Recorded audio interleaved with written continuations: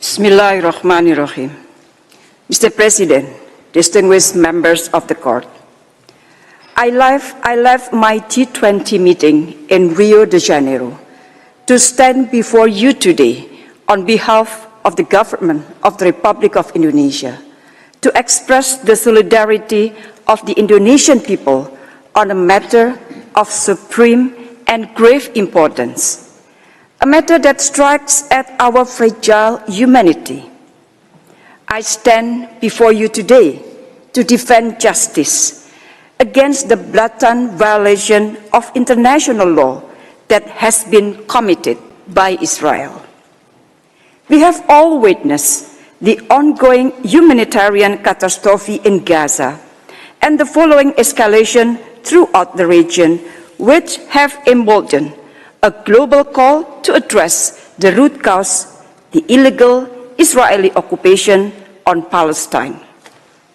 Israel's unlawful occupation and its atrocities must stop, and neither should it be normalized nor recognized.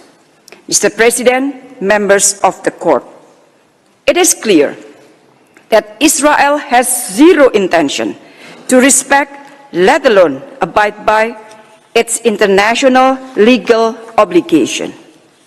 The Prime Minister Benjamin Netanyahu even said, and I quote, "Nobody will stop us, not The Hague, not anybody else," unquote.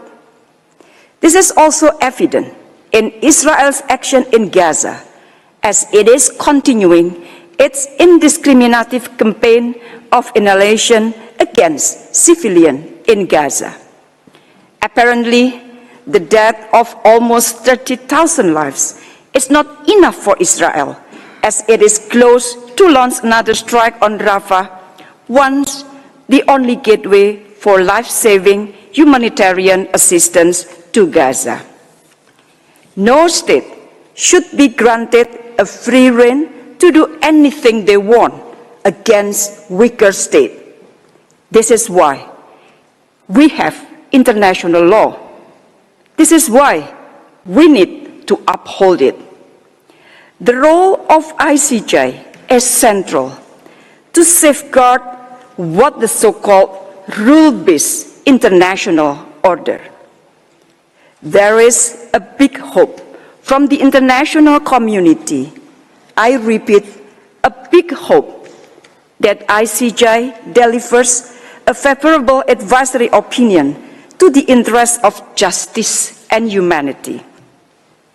Mr. President, members of the court, the hope is on this court. Against this backdrop, we all assume a collective moral duty to furnish information on the question submitted to the court. Mr. President, members of the court, my statement today will be divided into two parts. First, on jurisdiction, and second, on the merit of the case. First part, on jurisdiction. Indonesia maintains that the court has jurisdiction to render the advisory opinion, and there is no ground for declining to exercise such jurisdiction. This has been clearly elaborated in Indonesia written statement and written comment. Now I will focus on rebuffing the argument of some states, suggesting that rendering an advisory opinion would somehow undermine the peace process. While the court has made their opinion clear on this matter, allow me to further stress three arguments. First, there is no viable peace process to be undermined. Israel has been consistently obstructing a negotiated two-state solution. This is in line with international law and relevant United Nations resolution. Israel has even been circumventing negotiation through numerous strategic pretexts. With such strong resistance from Israel to stop its colonial project and its fait accompli unilateral action, no peace process will validly bring a just, lasting, and comprehensive solution. After all, negotiation with someone holding a gun against your head is not a negotiation at all. Despite this rhetoric on peace, successive government of Israel has openly expressed their abandonment of the peace process, including by declaring the Oslo Accord null and void.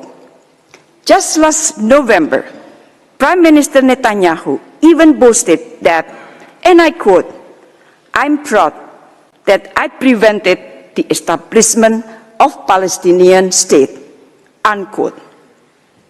It is no wonder that Israeli officials of all levels have been openly ignoring the calls from the UN Security Council to settle this issue peacefully and abide by its international obligation. Along with these attitudes, Israel only has been pursuing a one-sided solution without engaging Palestinians, let alone addressing their interests. Indonesia submits that this confirming Israel has never been interested in any peace process. Second, the request for advisory opinion is not intended to decide on a final solution to the conflict. A comprehensive, just, and lasting solution should only be achieved through direct negotiation between the parties to the conflict, not one imposed from outside or by one party. Rather, the request is intended to seek the court opinion on legal questions asked by the UN General Assembly within its competence. The court should only render its opinion on the legal consequences arising from the ongoing violation by Israel and how they should affect the legal status of the occupation. The questions should be understood as a request for advice to facilitate the General Assembly in devising necessary action within its function.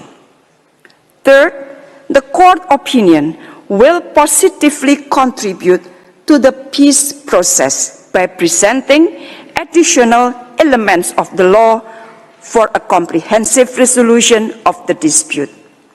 A genuine and lasting peace process can only be achieved if it is consistent with the international law. Thus, the court opinion is very much needed.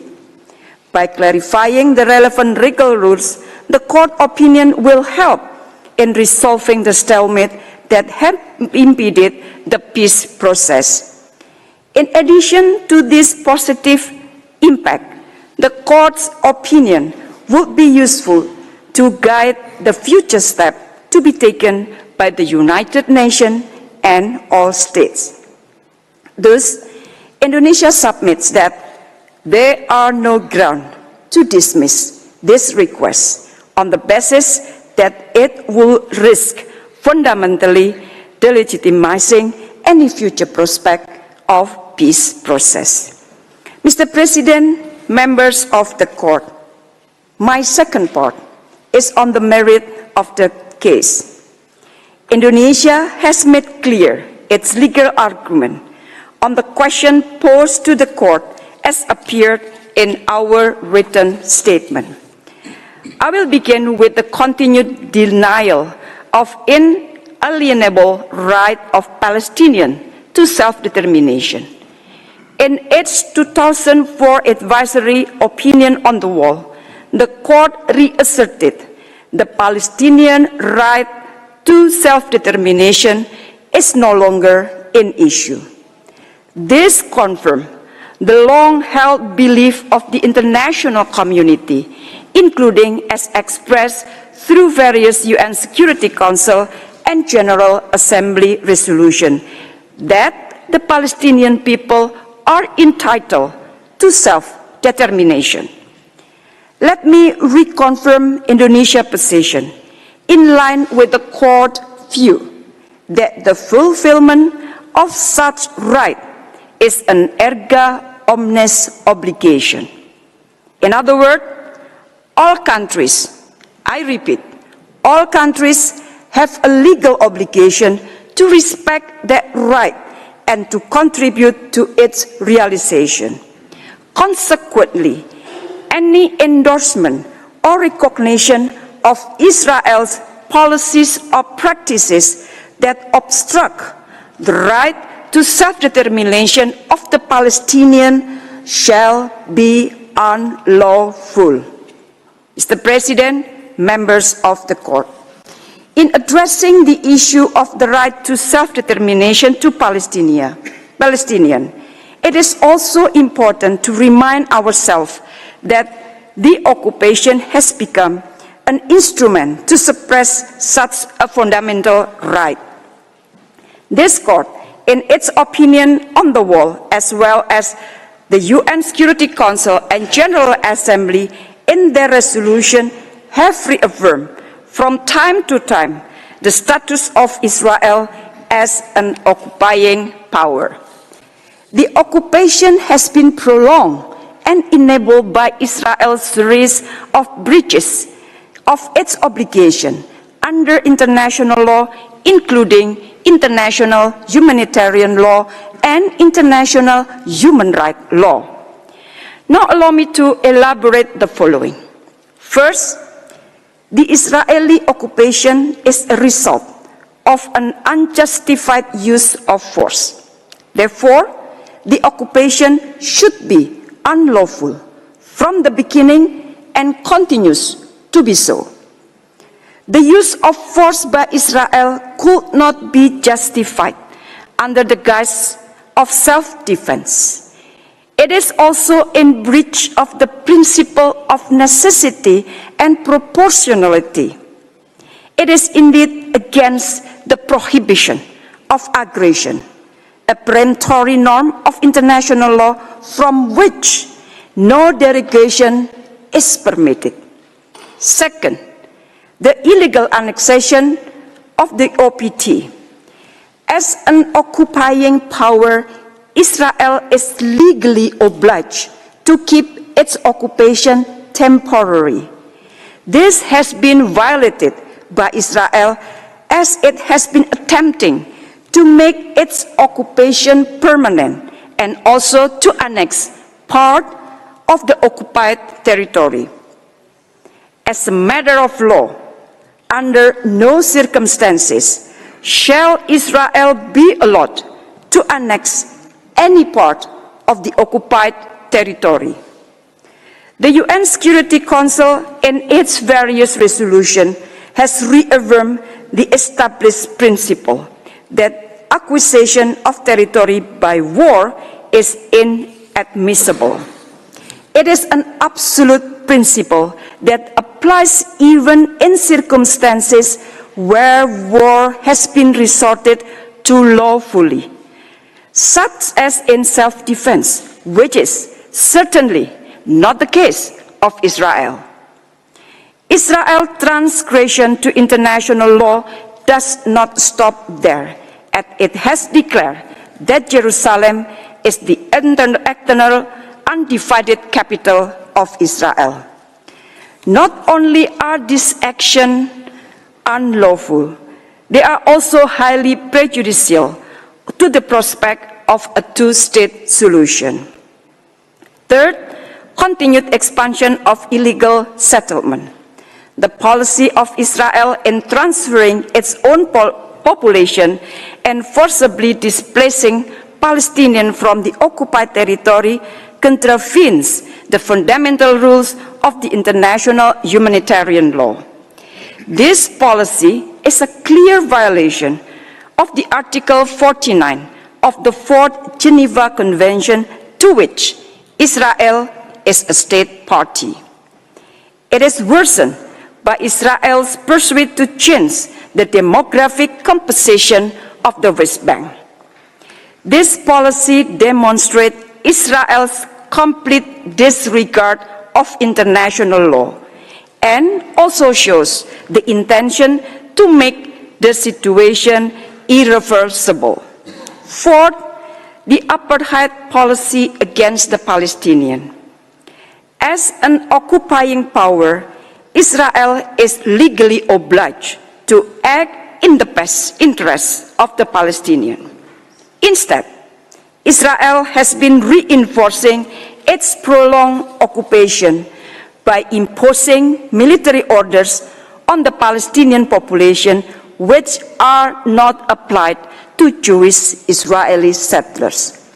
The existence of separate legal regimes that are applied exclusively on different groups of people is a textbook apartheid policy that constitutes a grave violation of human rights, particularly crime against humanity. Having said that, it is clear that the continuation of such apartheid regime is paramount to another breach of a peremptory norms of international law. Mr. President, distinguished members of the court, I wish to elaborate on the legal consequences arising from these policies and practices by Israel. This should begin with respect to fundamental rights of the Palestinian people, particularly the right to self-determination, which has been systematically denied by Israel. The court must pronounce that Israeli occupation is illegal as a whole. It follows that we must bring this illegal situation to an end. Israel must cease completely, unconditionally, and immediately all of its unlawful action and policies in the occupied Palestinian territory. With the continued presence of Israeli forces in the West Bank and Gaza, it is impossible to see Israeli compliance with its obligation. Thus, it is imperative that Israel must withdraw its forces. Given the illegal nature of the occupation, Israel withdrawal must neither be done with precondition nor subject to any negotiation. They must withdraw now. I repeat, they must withdraw now. Israel should also be obliged to make reparation both to the state of Palestine as well as to the Palestinian people. Mr. President, please allow me to recall a legal maxim which states that no one may enjoy legal benefits from illegal action. Therefore, Israel attempts to make its occupation permanent shall never be a valid ground to claim a legitimate title over the Palestinian territory. In line with this, all states and the United Nations must not recognize the illegal situation arising from the violation of international law by Israel. All states must not render any assistance to the maintenance of such violation. Moreover, all states and the United Nations should also ensure Israel compliance with its obligation under international law. Mr. President, members of the court, I would like to conclude by underlining that no country is above the law, that no country is above the law, and the sanctity of this court must be upheld. Indonesia believes that this legal motion is also a motion of global conscience. It should not be another item on the list, another proceeding to dismiss, another call to go unheeded, ignored blatantly by Israel. Never again means never again. We founded our current international system with the conviction that every single human being, I repeat, every single human being, without exception, is protected by law. Every single human being, without exception, is protected by law. Thus, let us all contemplate upon this question. Should the international community continue allowing Israel to manipulate the use of international law to justify its illegal action against the fundamental rights of the Palestine? For Indonesia, we shall not. And once again, the hope is on this court, as the court is the guardian of justice. I thank you very much.